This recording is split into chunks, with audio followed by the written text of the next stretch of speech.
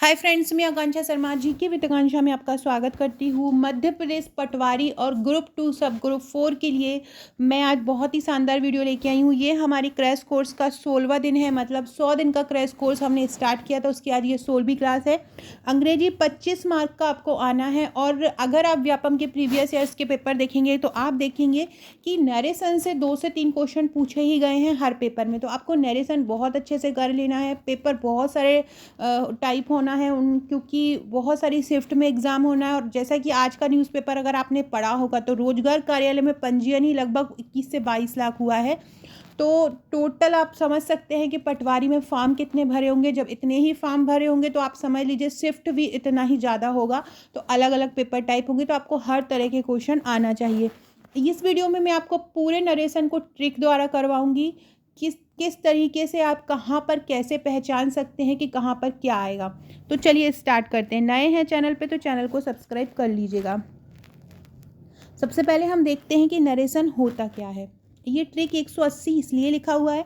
ये जो ट्रिक की बुकलेट है, जो मेरे पटवारी भर्ती के नोट्स अगर आपने लिए होंगे या ग्रुप 4-2 की तैयारी कर रहे होंगे तो आपने लिए होंगे, तो उसके साथ आपको ये बुकलेट मिलेगी। इसमें पूरे के पूरे जो टॉपिक हैं वो ट्रिक द्वारा करवाए गए हैं। अंग्रेजी भाषा में किसी व्यक्ति द्वारा कही हुई बात को हम 2 प्रकार से प्रकट करते हैं। नरेशन मतलब होता है नरेट करना, किसी बात को प्रकट करना, किसी बात को कहना। तो जब हम अंग्रेजी में कोई बात कहते हैं तो 2 तरीके से कहते हैं, एक तो डायरेक्ट और इनडायरेक्ट। डायरेक्ट स्पीच या डायरेक्ट नरेशन द्वारा तथा इनडायरेक्ट स्पीच या इनडायरेक्ट नरेशन द्वारा। हम इन दोनों तरीकों से ही कोई बात कहते हैं। या तो डायरेक्ट तरीके से कहते हैं, उसने खाना खाया, या उसके द्वारा खाना खाया गया। इस कैसे भी हम किसी भी तरह से बोल सकते हैं। सामान्य बोलचाल में हम डायरेक्ट स्पीच को डायरेक्ट तथा इनडायरेक्ट स्पीच को इनडायरेक्ट बोलते हैं। अगला देखते हैं, अगला पॉइंट क्या है। डायरेक्ट स्पीच में क्या करते हैं, हम वक्ता मतलब जो बोल रहा है। डायरेक्ट स्पीच में हम वक्ता द्वारा कहे गए शब्दों को ज्यों का त्यों लिख देते हैं। डायरेक्ट स्पीच में जैसा किसी ने कहा हमने वैसा कहीं वैसा लिख दिया। तथा इनडायरेक्ट स्पीच में हम वक्ता द्वारा कहे गए कथन का भाव व्यक्त करते हैं। और इनडायरेक्ट स्पीच में जो व्यक्ति कहता है, जो स्पीकर बोलता है या जो वक्ता कहता है, उसको हम उसके भाव, उसका क्या भाव है उसके अनुसार व्यक्त करते हैं। एग्जाम्पल के थ्रू हम समझ लेते हैं। अमर सेड, अमर ने कहा, आई have done my work today, मैंने अपना काम आज कर लिया है। ये हो गया डायरेक्ट, मैंने अपना काम कर लिया है। अब ये अमन ने कहा। उपरोक्त वाक्य में सेड जो है वो रिपोर्टिंग वर्ब है। ये जो सेड होती है, सेड मतलब होता है कहा, सेड मतलब होता है कहा। तो सेड मतलब रिपोर्टिंग वर्ब अर्थात प्रिंसिपल वर्ब है। प्रिंसिपल मतलब होता है मुख्य, और वर्ब मतलब होता है क्रिया। तो रिपोर्टिंग वर्ब अर्थात प्रिंसिपल वर्ब है। सेड का कर्ता अमर है। सेड का कर्ता कौन है, अमर, क्योंकि अमर बोल रहा है। इस कर्ता को हम स्पीकर बोलते हैं। जो व्यक्ति कहता है वो क्या कहलाता है, वक्ता या स्पीकर बोलता है। सेट क्रिया के पश्चात कोमा लगाते हैं। देखिए ये सेट के पश्चात हमने क्या लगाया है, कोमा लगाया है। स्पीकर द्वारा कहे गए शब्दों को क्वेश्चन मार्क्स के कोटेशन मार्क के अंदर, कोटेशन मार्क्स मतलब होता है ये इन्वर्टेड जो होता है, ये इनके अंदर हम रख देते हैं, जिनको आप नॉर्मली हम इन्वर्टेड कॉमास बोलते हैं। तो उसके अंदर हम रख देते हैं जो स्पीकर कहता है। जो बात स्पीकर कहता है उसको हम काय में रखते हैं, इन्वर्टेड कॉमा में रखते हैं। और ये जो वर्ड हैं, इनके शब्दों का जो पहला अक्षर होता है वो हमेशा कैपिटल होता है। देखिए ये जैसे आई लिखा हुआ है इन्वर्टेड कॉमा के अंदर, तो ये हमेशा पहला अक्षर होगा। ये मैं इसलिए बता रही हूँ कि कभी एरर आ जाती है आपको छांटने के लिए, तो आपको याद रहे कि इन्वर्टेड कॉमा का जो फर्स्ट वाला लेटर है वो हमेशा कैपिटल में बनेगा। जो व्यक्ति ये जो कह रहा है ये अमर स्पीकर रहेगा, और सेट क्या रहेगा, रिपोर्टिंग वर्ब रहेगी। ये चीज़ उसने कही है तो ये इसमें रहेगा रिपोर्टिंग वर्ब आ जाएगा। अमर, अब हम इसका इनडायरेक्ट बोलते हैं।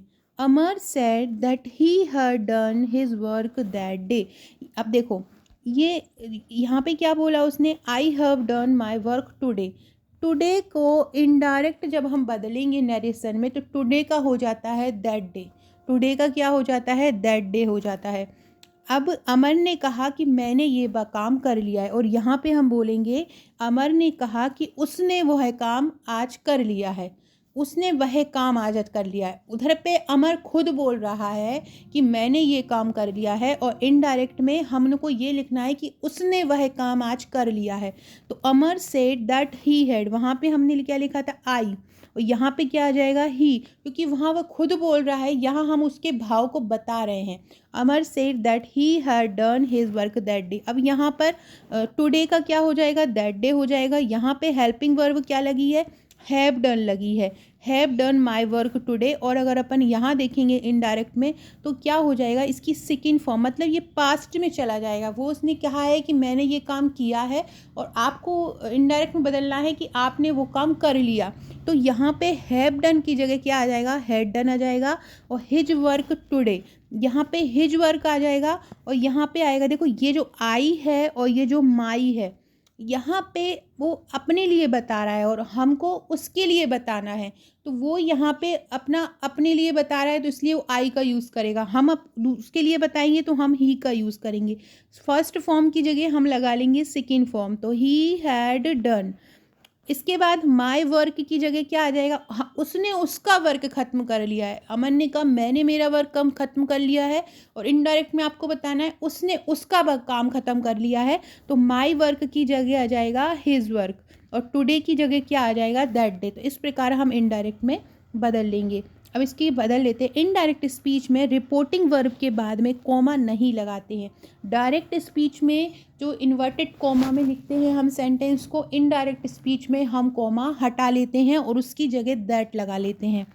असर्टिव सेंटेंस में रिपोर्टिंग वर्ब के अंत में यदि उसका ऑब्जेक्शन नहीं होता तो दैट कंजक्शन हम जोड़ लेते हैं। तो इसलिए हमने क्या जोड़ा, दैट। असर्टिव मतलब होता है साधारण जो सेंटेंसेस होते हैं उनमें।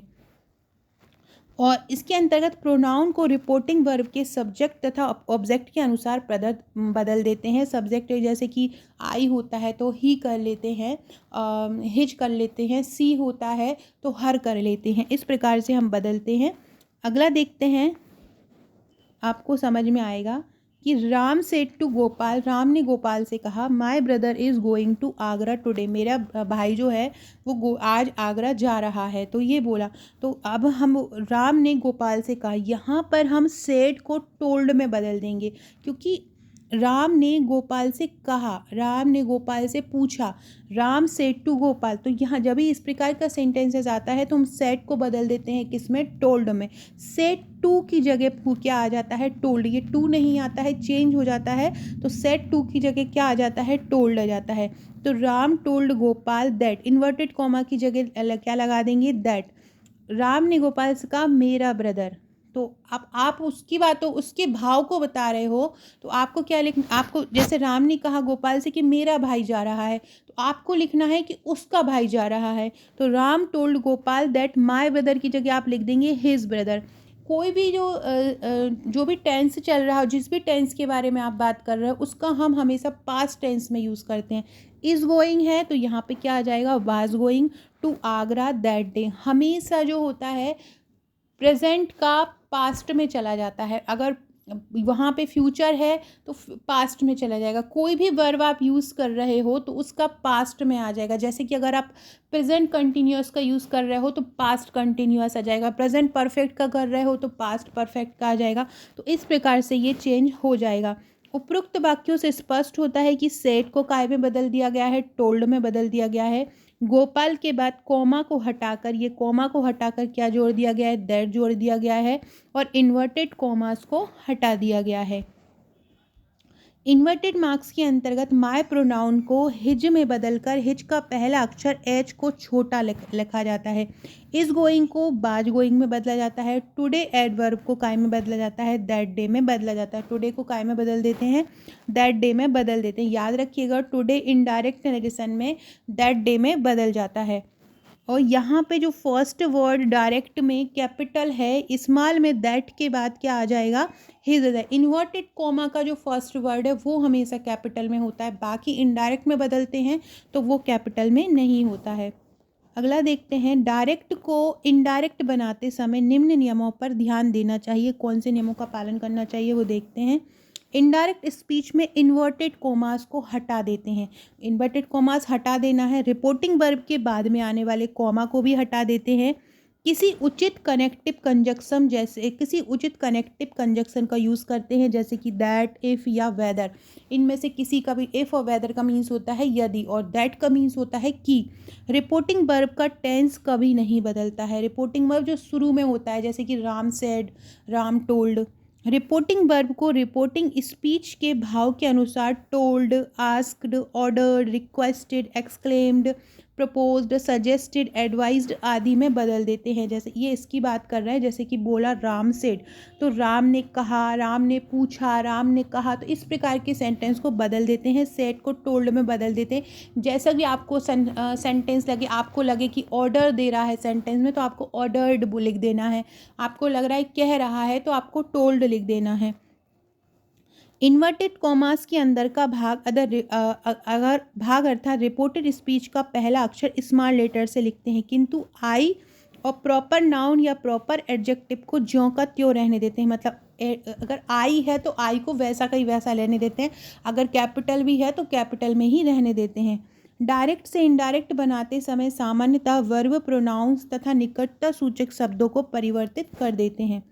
अब हम देखते हैं जैसे कि Sita said I am going home. Sita ने कहा मैं घर जा रही हूँ। उसने ऐसा बोला, मतलब उसका पूरा ये रिपोर्टिंग स्पीच क्या है, आई एम गोइंग होम, और रिपोर्टेड वर्ब क्या है, सीता सेड। तो यहाँ पे सीता स्पीकर है और सेड रिपोर्टेड वर्ब है। I am going to home क्या है, रिपोर्टेड स्पीच है। मॉडर्न इंग्लिश में रिपोर्टेड स्पीच को रिपोर्टेड पार्ट या स्पोकन वो पार्ट भी कहा जाता है, इसको स्पोकन पार्ट भी कहते हैं। और इनडायरेक्ट स्पीच को रिपोर्टेड स्पीच भी बोला जाता है। अगर हम इसको बनाएंगे तो कैसे बनाएंगे, Sita told that C was going home. इसको अगर हम अपने इनडायरेक्ट में बनाएंगे तो सीता को सीता ही लिखा रहने देंगे, सेट को टोल्ड लिख देंगे, दैट इन्वर्टेड कॉमा की जगह हम दैट लगाएंगे, आई की जगह हम लिखेंगे सी, क्योंकि सीता कह रही है कि वह जा रही है, तो she was going to home. Next trick देखते हैं। फिर नेक्स्ट बताने से पहले अगर आप मेरे पटवारी भर्ती के नोट्स या ग्रुप 2 ग्रुप 4 के नोट लेना चाहते तो आप हमारा ये पैकेज ले सकते हैं, जिससे मैं आपको ये पढ़ा रही हूँ, ये इस इंग्लिश की बुकलेट से पढ़ा रही हूँ। इसमें ऐसे ही इंग्लिश की हज़ारों ट्रिक हैं और हज़ारों प्रैक्टिस क्वेश्चन हैं, जिससे आप आसानी से कोई भी क्वेश्चन आएगा किस प्रकार से करना है, आप ट्रिक द्वारा सॉल्व कर सकते हैं। तो आप हमारे ये नोट्स ले सकते हैं। इसमें आपको सामान्य प्रबंधन के नोट्स मिलेंगे, जिसमें करीब 1000 वन लाइनर, 400 वस्तुनिष्ठ हैं। कंप्यूटर दक्षता की बुकलेट मिलेगी, जिसमें लगभग 1000 वस्तुनिष्ठ प्रश्न हैं। गणित और तर्क शक्ति की मिलेगी, हिंदी की मिलेगी, मध्य प्रदेश सामान्य ज्ञान की मिलेगी। इसके अलावा भारत सरकार मध्य प्रदेश की योजनाएं, कल्याणकारी कार्यक्रम, मध्य प्रदेश आर्थिक सर्वेक्षण, वन सर्वेक्षण, पशुधन जनगणना, मंत्रिमंडल मिलेगा। व्यापम की परीक्षाओं में बार बार पूछे जाने वाले प्रश्न, सामान्य विज्ञान लगभग 3000 वन लाइनर, सामान्य ज्ञान जिसमें भारत का इतिहास, खेलकूद, राज्य व्यवस्था, अर्थव्यवस्था सब कुछ रहेगा। इसके अलावा सामान्य अंग्रेजी ट्रिक के साथ मिलेगी। तो ये सभी आपको 2199 में मिलेगा। साथ में आपको इसका एक व्हाट्सएप का ग्रुप प्रोवाइड कराते हैं हम, जहाँ आपकी तैयारी कराई जाती है, जहाँ आपको महत्वपूर्ण अपडेट दिया जाता है, डेली प्रैक्टिस क्वेश्चन, डेली छोटी छोटी चीज़ों का ध्यान वहाँ पे रखा जाता है और आपको दिया जाता है। तो अगर आप ये लेना चाहते, ग्रुप में ही आपकी मैं इतनी बेहतरीन तैयारी करवा दूँगी कि आपको दूसरी किसी चीज़ की ज़रूरत नहीं पड़ेगी। तो अगर ये लेना चाहते हैं तो आप मुझे व्हाट्सअप कर सकते हैं ऊपर दिए नंबर पर 6260199990 पर। और जिस तरह के नोट्स हैं वो आप रिव्यू देख ही रहे हैं। डेली मैं वीडियो जो हमारा पटवारी का क्रैश कोर्स चल रहा है वो इन्हीं नोट्स से ही पढ़ा रही हूँ। अगला क्वेश्चन देखते हैं। ट्रिक है अगली कि डायरेक्ट स्पीच को इनडायरेक्ट स्पीच में बदलते समय यदि रिपोर्टिंग वर्ब प्रेजेंट टेंस या फ्यूचर टेंस में है तो रिपोर्टेड स्पीच के वर्ब का टेंस नहीं बदलता। जो रिपोर्टिंग वर्ब की बोल रहे हैं, रिपोर्टेड वर्ब अगर होती है पास्ट में तो हम पूरे सेंटेंस को पास्ट में बदल देते हैं, जैसा कि हमने ऊपर पढ़ा। लेकिन बोल रहे हैं अगर रिपोर्टिंग जो वर्ब होती है, रिपोर्टिंग वर्ब मतलब जो शुरू में होती है, जैसे ये गीता सेज, तो ये जो रिपोर्टिंग वर्ब अगर आपकी पास्ट में प्रेजेंट टेंस में होती है या फ्यूचर में होती है तो रिपोर्टेड स्पीच के वर्ब का टेंस नहीं बदलता है। जैसे कि सीता सेज सीता इज़ इल, गीता ने कहा कि सीता बीमार है, तो यहाँ पर जैसे कि अगर यहाँ पे सेड होता तो हम लिख देते कि Sita told that she was ill, हम ऐसा लिखते हैं, लेकिन नहीं, हमको यहाँ पे भी प्रेजेंट है तो हम इसको भी प्रेजेंट में ही लिखेंगे। तो Gita says that Sita is ill, तो यहाँ पे हमें कुछ नहीं करना है, केवल दैट लगाना है और सेम टू सेम सेंटेंस लिख देना है और कुछ नहीं हो। तो रिपोर्टिंग स्पीच जो है वो नहीं बदलता है अगर आपका रिपोर्टिंग वर्ब प्रेजेंट या फ्यूचर हो। अगला देखते हैं, Gopal says to me Mohan has gone to Delhi, तो आपको लिखना है Gopal says to me that Mohan has gone to Delhi ना, यहाँ पर आपको बदलना नहीं है, केवल इन्वर्टेड कॉमा हटाकर केवल दैट यूज़ करना है और कुछ नहीं चेंज करना। अगर रिपोर्टिंग वर्ब का जो रिपोर्टिंग वर्ब अगर प्रेजेंट में है या फ्यूचर में है। अगला देखते हैं, फ्यूचर का है, Ajay will say Dayal has done the work, Ajay ने कहा होगा, अजय ने कहा या अजय कहेगा कि दयाल हैज़ डन, दयाल ने अपना काम कर लिया है, तो आपको ऐसा लिख देना है दैट लगा के, Ajay will say that Dayal has done the work. तो आपको रिपोर्टिंग स्पीच जो बदलना है वो रिपोर्टिंग वर्ब को देख के बदलना है। अगर रिपोर्टिंग वर्ब प्रेजेंट में है या फ्यूचर में है तो केवल आपको दैट का यूज़ करना है, बाकी कोई चीज़ चेंज नहीं करना है। सामान्यतः डायरेक्ट से इनडायरेक्ट बनाने के प्रश्नों में रिपोर्टिंग वर्ब पास्ट टेंस में ही होती है।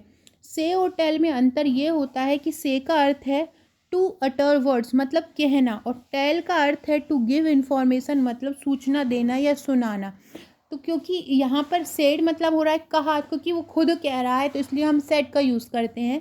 और दूसरे में क्या होता है, वो खुद दूसरे की बात को बता रहा है, सूचना दे रहा है कि उसने ऐसा कहा, तो आपको यहाँ पे टोल्ड का यूज़ करना रहता है। तो से और टेल में ये अंतर होता है। अगला है, डायरेक्ट स्पीच को इनडायरेक्ट स्पीच में बदलते समय यदि रिपोर्टिंग वर्ब भूतकाल में हो मतलब पास्ट टेंस में हो तथा रिपोर्टिंग स्पीच की क्रिया प्रेजेंट या फ्यूचर टेंस में हो तो रिपोर्टेड स्पीच की क्रिया को पास्ट टेंस में ही बदल देते हैं। प्रेजेंट इंडेफिनिट हो तो पास्ट इंडेफिनिट में बदल देते हैं, प्रेजेंट कंटिन्यूअस हो तो पास्ट कंटिन्यूअस में बदल देते हैं, प्रेजेंट परफेक्ट को पास्ट परफेक्ट में बदल देते हैं, प्रेजेंट परफेक्ट कंटिन्यूअस को पास्ट परफेक्ट कंटिन्यूअस में बदल देते हैं। इसी प्रकार फ्यूचर टेंस में सेल विल को शुड वुड में बदल देते हैं। तो ये आपको ध्यान रखना है। मेन जो काम होना है वो रिपोर्टेड जो वर्ब होती है, रिपोर्टिंग वर्ब उसी से होता है। रिपोर्टिंग वर्ब अगर पास्ट में है तो रिपोर्टेड स्पीच भी पास्ट में ही चली जाएगी। अगला देखते हैं, डायरेक्ट में, Ram said Hari writes a letter, Ram ने कहा हरी लेटर लिखता है, तो आप इनडायरेक्ट लिखेंगे Ram said that Hari wrote a letter, Ram said that Hari wrote a letter. ये नाम है, जब नाम की बात आ रही है, जब भी आपका प्रोनाउन आता है तो आप उसको चेंज कर देते हैं, लेकिन यहाँ पे सब्जेक्ट आ रहा है, नाउन ही आ रहा है, तो आपको ऐसा का ही ऐसा लिख देना है और वर्ब चेंज कर देनी है। Ram said that Hari writes a letter, तो राइट की जगह आपको क्या कर देना है, सेकंड फॉर्म यूज़ कर देना है राइट की रोट, तो Ram said that Hari wrote a letter.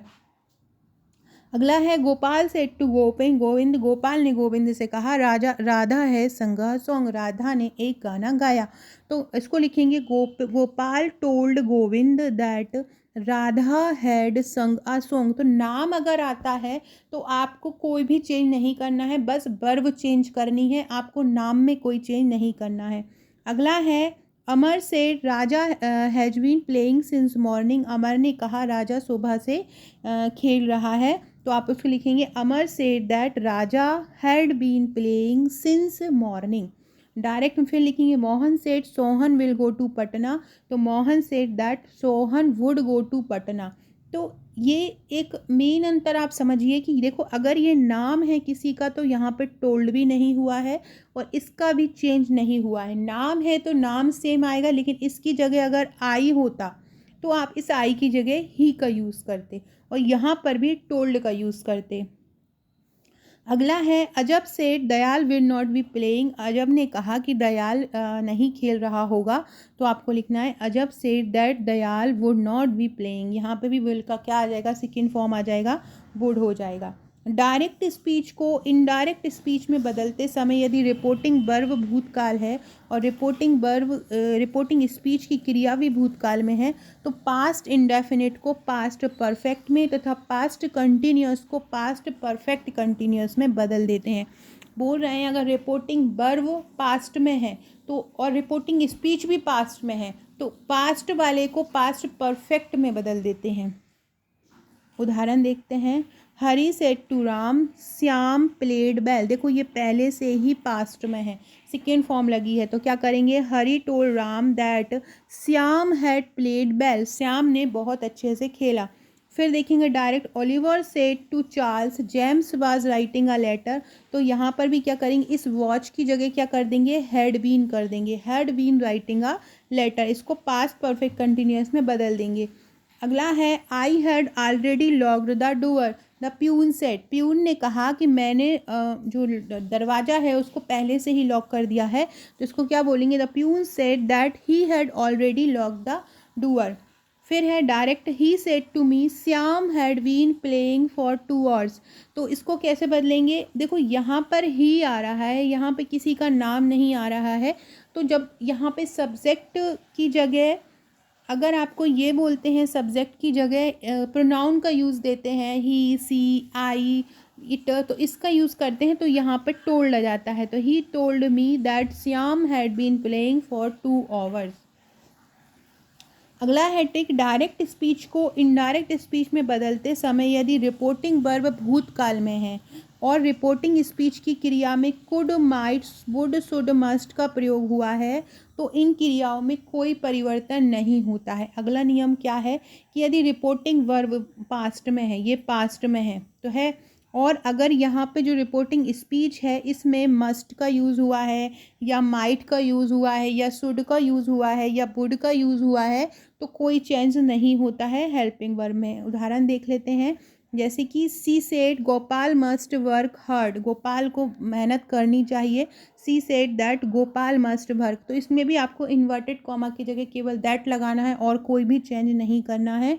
He said to you, यहाँ पर ही है तो यहाँ पे he told you that Madan could help Sadan, कि मदन सदन की हेल्प कर सकता था। I said to you student should obey the teachers.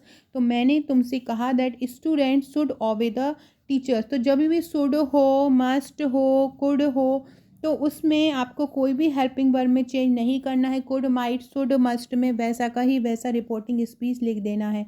अगला है, he said to me Radha might complain to the principal. उसने मुझसे कहा that Radha might complain, Radha complain कर सकती है प्रिंसिपल से। तो he told me that Radha might complain to the principal. Might को ऐसा का ही ऐसा लिखेंगे, बस इन्वर्टेड कॉमा की जगह दैट का यूज़ आ जाएगा। अगला है, डायरेक्ट स्पीच को इनडायरेक्ट स्पीच में बदलते समय रिपोर्टिंग वर्ब के पास्ट टेंस में होने पर रिपोर्टेड स्पीच की क्रिया में कोई परिवर्तन नहीं होता है। रिपोर्टिंग वर्ब अगर पास्ट टेंस में होने पर भी कब नहीं होता, यदि रिपोर्टेड स्पीच की क्रिया द्वारा यूनिवर्सल ट्रुथ लिखा हो, कोई ऐतिहासिक तथ्य लिखा हो, कोई कहावत हो तो उसमें कोई चेंज नहीं होता है। जैसे कि डायरेक्ट में, the teacher said the earth rotates on its own axis. Teacher ने कहा कि जो पृथ्वी है वो चारों तरफ घूमती है, अपने अक्ष के चारों तरफ घूमती है। तो ये यूनिवर्सल ट्रुथ है, इसमें कोई भी चेंज नहीं आएगा, केवल इन्वर्टेड कॉमा हट के दैट लग जाएगा और वैसा का ही वैसा आ जाएगा। He said to the his brother's dogs bark at strangers. उसने अपने भाई से कहा कि जो कुत्ते होते हैं वो अजनबी लोगों पर भौंकते हैं। तो ये भी बिल्कुल सत्य है, तो यहाँ पर भी सेम टू सेम आ जाएगा। He told his brother that the dogs bark at strangers. The teacher said Gandhi ji died in January 1948। तो ये भी सत्य है, तो ये भी सेम टू सेम आ जाएगा। तो जब भी सेम ऐसा कोई क्वेश्चन होता है जो यूनिवर्सल ट्रुथ है तो वो सेम टू सेम ही आ जाता है। अगला है, डायरेक्ट स्पीच को इनडायरेक्ट में बदलने के लिए फर्स्ट पर्सन और सेकेंड पर्सन के प्रोनाउंस में ही परिवर्तन होता है। क्वेश्चन मार्क्स के अंदर वाले प्रोनाउंस ही बदल जाते हैं, मतलब क्वेश्चन मार्क्स के जो कोटेशन मार्क्स जो होता है इन्वर्टेड कोमा के अंदर वो प्रोनाउंस बदल जाते हैं। डायरेक्ट स्पीच को इनडायरेक्ट में बदलने के लिए रिपोर्टेड स्पीच के फर्स्ट पर्सन के प्रोनाउंस जैसे कि आई, मी, माई, माइन, बी, अस और अवर्स में रिपोर्टिंग वर्ब के सब्जेक्ट के पर्सन, नंबर और जेंडर के अनुसार परिवर्तन होता है। जैसे पहला है Hari said I have completed my work, तो आई को हम काय में बदल लेंगे, हरी के प्रोनाउन में बदल लेंगे। Hari said that he had completed his work, यहाँ पे भी आई लिखा है लेकिन यहाँ पे एक लड़की है तो इसको क्या में बदल लेंगे, सी हैड डन। यहाँ पे यू सेड टू हर आई, तो यहाँ पे भी ये बात कर रहा है, यू सेड टू हर, तुमने उससे कहा, I have called my friend, कि तुम उसका काम कर दोगे। तो यहाँ पे आई की जगह यू का यूज़ करेंगे क्योंकि ये किससे बोल रहा है, तुमसे बोल रहा है। I said to you I have not done my work, तो यहाँ पर भी क्या आ जाएगा, I told you I had not done my work. मैंने ये मतलब यहाँ का जो सब्जेक्ट होता है, फर्स्ट जो लेटर जो लिखा होता है वही सब्जेक्ट है यहाँ पर आता है, जो यहाँ पर होगा वही आपका रिपोर्टिंग स्पीच में फर्स्ट नंबर पर आएगा। They said to me we will call our relatives, they said to me, तो यहाँ पर दे है तो यहाँ भी वी की जगह क्या आ जाएगा, दे आ जाएगा। विल की जगह क्या आ जाएगा, वुड आ जाएगा।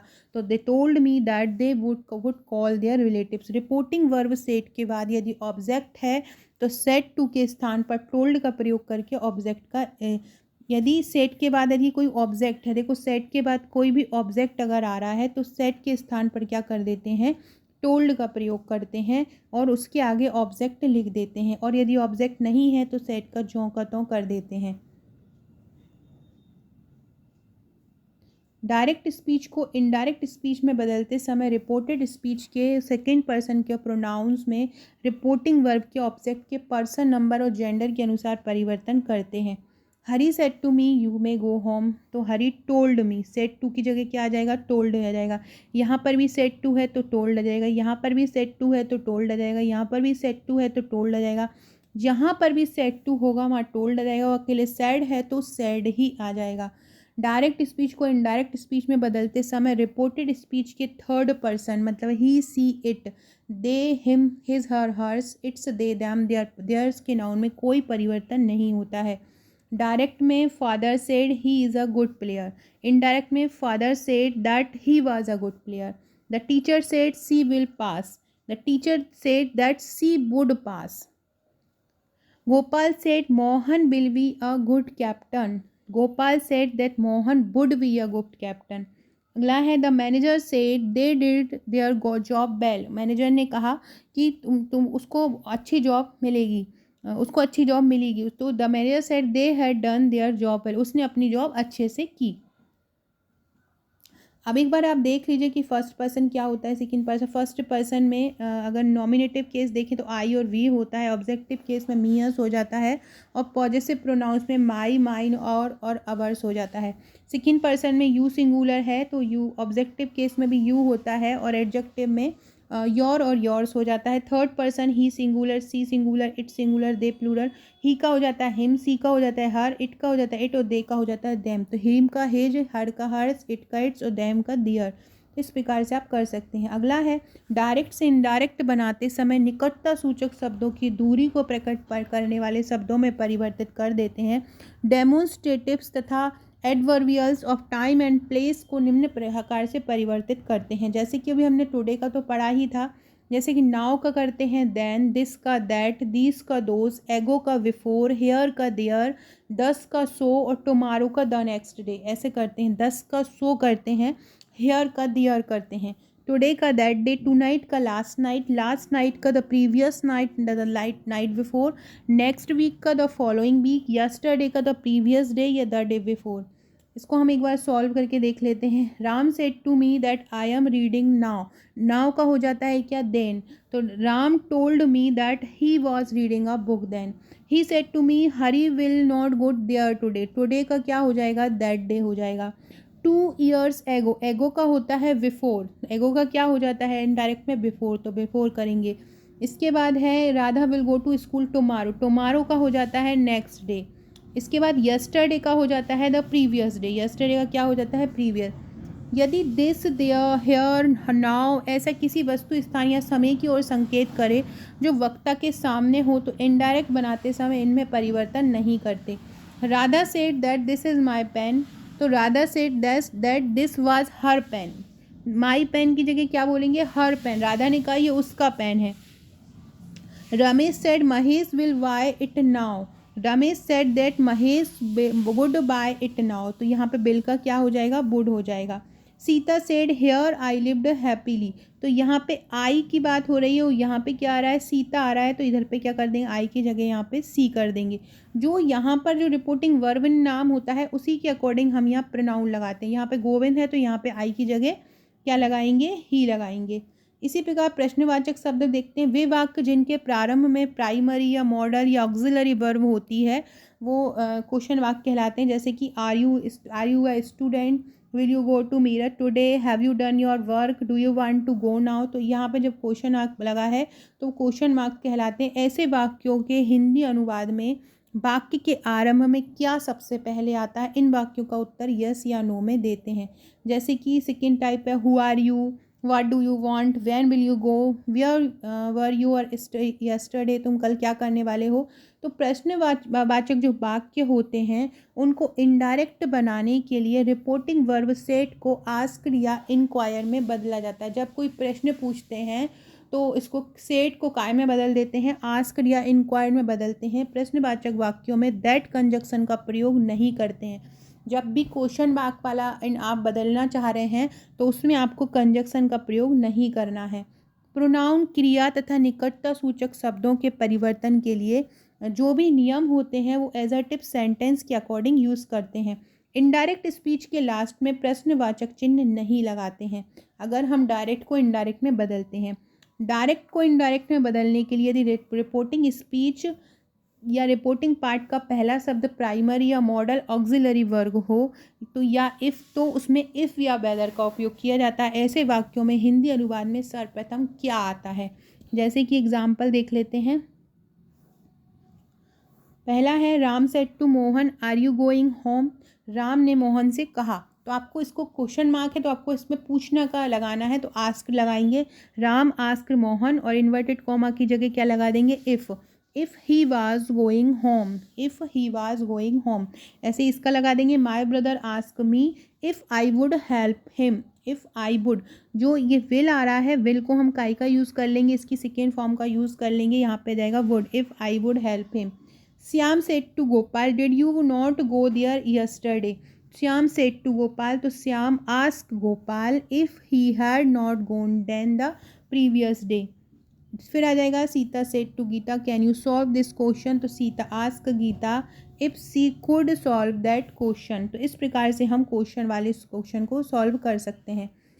यदि रिपोर्टेड स्पीच इन्वर्टेड कॉमास के अंदर का प्रथम भाग how, what, where, why, when, who, which आदि आता है तो इनडायरेक्ट बनाते समय इफ़, वेदर का उपयोग नहीं होता बल्कि दिए हुए क्वेश्चन वर्ड के प्रयोग से ही इनडायरेक्ट स्पीच बनाई जाती है।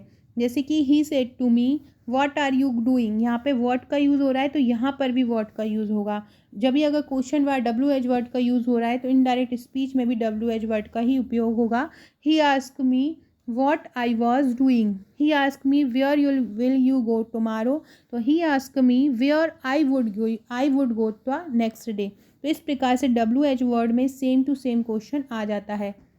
अगला है डायरेक्ट स्पीच से इनडायरेक्ट स्पीच बनाने के नियमों को उल्टा करने से इनडायरेक्ट स्पीच को डायरेक्ट स्पीच में सरलतापूर्वक बदल सकते हैं। जैसे कि हम उस साधारण को जो आपका डायरेक्ट को इनडायरेक्ट में बदल रहे थे ऐसे ही इनडायरेक्ट को डायरेक्ट में बदल सकते हैं। जैसे कि कुछ क्वेश्चन है इम्पेरेटिव, आज इसमें आप ऑर्डर, रिक्वेस्ट एंड एडवाइस करते हैं। Ajab requested Dayal to lend his dictionary, तो इसका आपने उल्टा बदल दिया। Ajab said to Dayal please lend me your dictionary, तो प्लीज़ का मतलब क्या में बदलना है, रिक्वेस्टेड में बदलना है। सो फ्रेंड्स ये थे हमारे आज का वीडियो। इसमें आपको पूरे नरेशन मैंने करवाए थे जो भी रूल्स थे, और इस प्रकार के जो रूल्स हैं वो आपको इसी बुकलेट में मिल जाएंगे जो आप अगर मेरे पटवारी भर्ती के नोट्स में सभी कंजक्शन हो, चाहे प्रोनाउन हो, चाहे एडजेक्टिव हो, सभी के रूल्स इसी प्रकार से आपको मिलेंगे।